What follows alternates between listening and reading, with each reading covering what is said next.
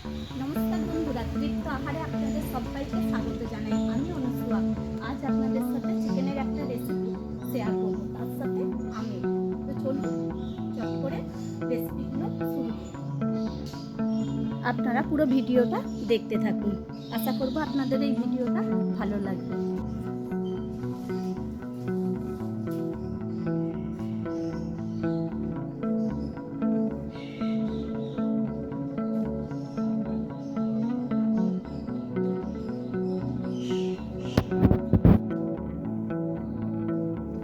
প্রথমে আমটাকেই কেটে নিচ্ছি।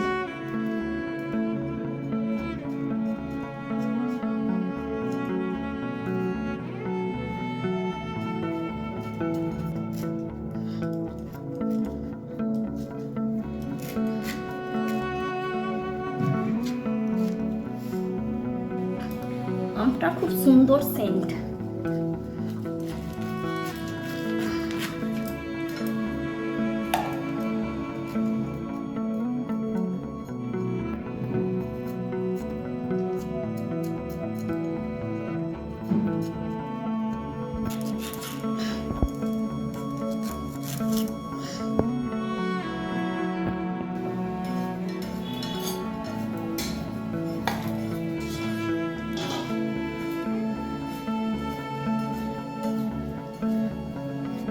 নতুন আলুর খোসাটাকে এইভাবে আমি ছাড়িয়ে নিলাম।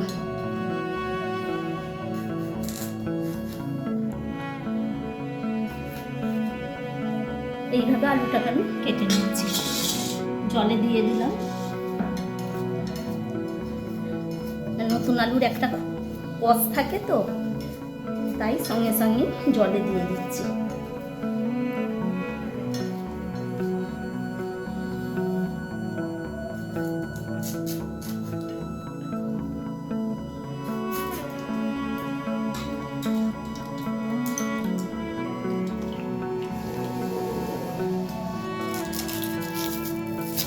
এবার পেঁয়াজটা কেটে নিচ্ছি। তাই প্রথমে পেঁয়াজের খোসাটাকে তুলে ফেলে দিলাম।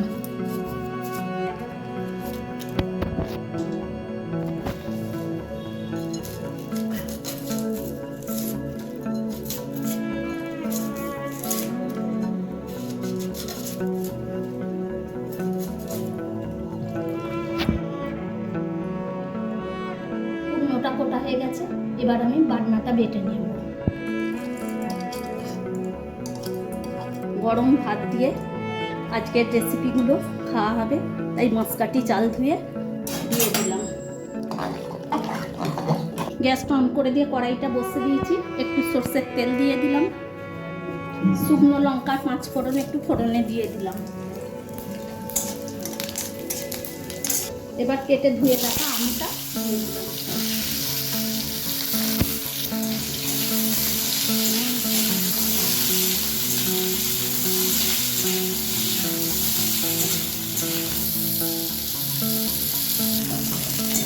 আমটাকে ভালো করে নেড়ে নিয়েছি। এবার নুন আর হলুদ দিয়ে দিলাম। জল দিয়ে দিলাম। আমটা প্রায় সেদ্ধ হয়ে এসছে। এবার চিনিটা দিয়ে দিলাম।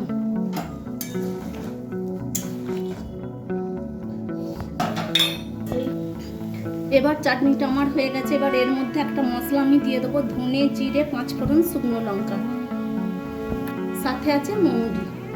এই ভাজা মশলাটা দিয়ে আমি মিশিয়ে নিলাম। এবার গ্যাসের ফ্লেমটা অফ করে দিয়ে চাটনিটা আমি ঢেলে নেব। আবারও গ্যাসটা অন করে দিয়ে কড়াইটা ধুয়ে নিয়ে চলে এসেছি, বসিয়ে দিলাম। কড়াইটা গরম হয়ে গেছে। এতে আমি সর্ষের তেল দিয়ে দিলাম। তেলটা গরম হয়ে গেছে। গরম তেলের মধ্যে অল্প একটু নুন দিলাম আর অল্প করে হলুদ দিলাম। এবার আলুগুলোকে দিয়ে দিলাম।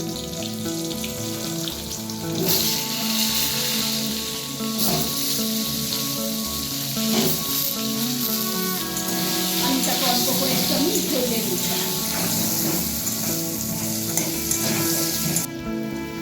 আলুগুলো লাল লাল করে ভেজে নেওয়া হয়ে গেছে। আমি এগুলোকে তুলে দিচ্ছি।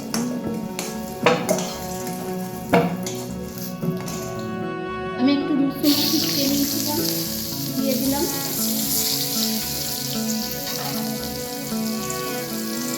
পেঁয়াজ ভাজাটা দিচ্ছি।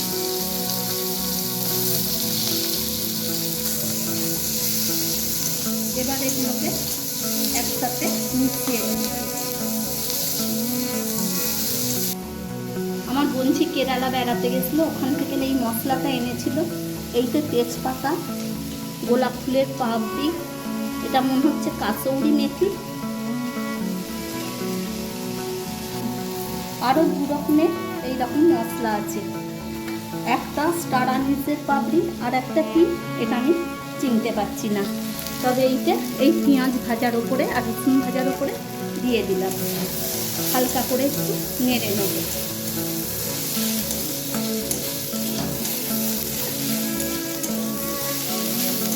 এই মশলাটা খুব সুন্দর একটা সেন্ট। আগেও আমি এই মশলাটা রান্নায় দিয়েছিলাম, তখন তরকারিটা খুব সুন্দর সেন্ট ছিল। দেখুন সব ভাজাগুলো আমি এইভাবে ভেজে নিয়েছি। এর ওপর এবার আমি চিকেনটা দিয়ে দেবো।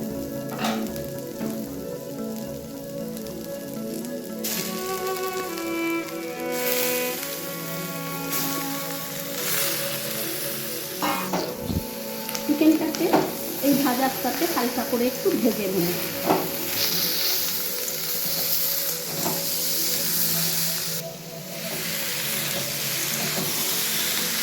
চিকেনটাকে খুব হালকা করে আমি ভেজেছি, শুধুমাত্র চিকেনের রঙটা পরিবর্তন হয়েছে। এবার এর মধ্যে দিয়ে দেবো টমেটো কাটা, ক্যাপসিকাম কাটা, কেটে রাখা কাঁচা লঙ্কা,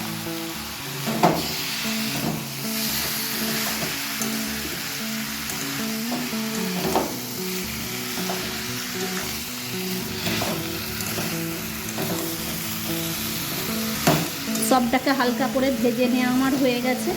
এবার এর মধ্যে দিয়ে দেবো হলুদ গুঁড়ো, স্বাদ অনুযায়ী নুন, আদা রসুন জিরে শুকনো লঙ্কার একটা পেস্ট, বাটনা বাটার জলটাও দিয়ে দিলাম। সবটাকে খুব ভালো করে মিশিয়ে নিয়ে বেশ কিছুক্ষণ আমি কষিয়ে নেব।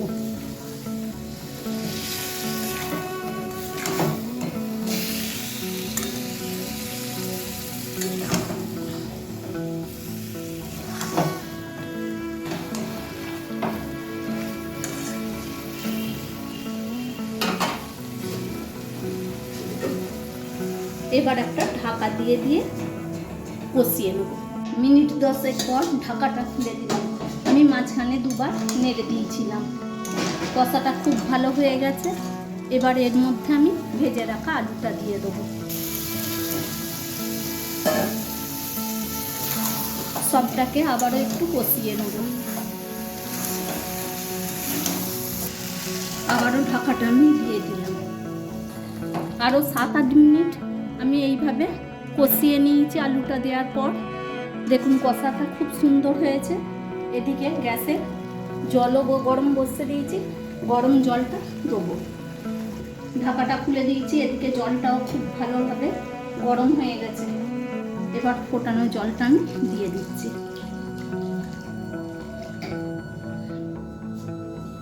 একবার খুন্তি দিয়ে সবটাকে নেড়ে নিলাম।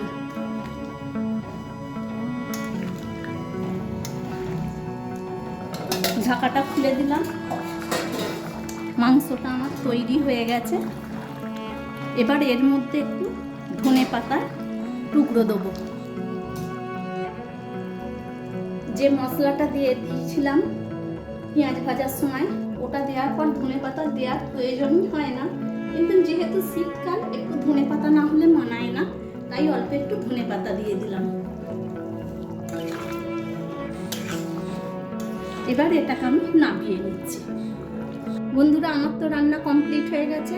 এবার এটাকে আমি ভাতের সাথে পরিবেশন করব। শীতের দুপুরে ভাতের সাথে এই রেসিপি দুটো আমি তৈরি করেছি। একদিকে নতুন আলু দিয়ে মাংসের ঝোল আর আমের চাটনি। মাংসের ঝোলটা তো বেশ কয়েক রকমের মশলা দিয়ে তৈরি করেছি। আশা করছি এই রেসিপিটা খেতে দারুণ লাগবে।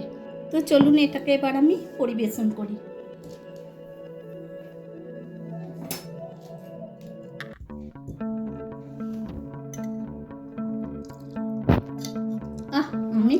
লঙ্কা যা লাগছে না, এখনই তাড়াতাড়ি খেতে বসতে ইচ্ছা করছে। আর নতুন আলু দিয়ে চিকেনের ঝোল, দারুণ লাগবে আজকে দুপুরের খাবারটা।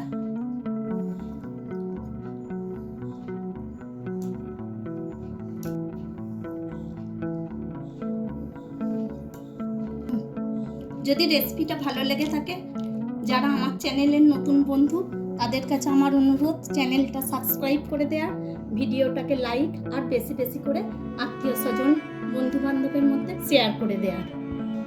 তো আজ আসি, পরের ভিডিওয়ে আরও একটা রেসিপি নিয়ে আপনাদের কাছে হাজির হয়ে যাব। Thank you.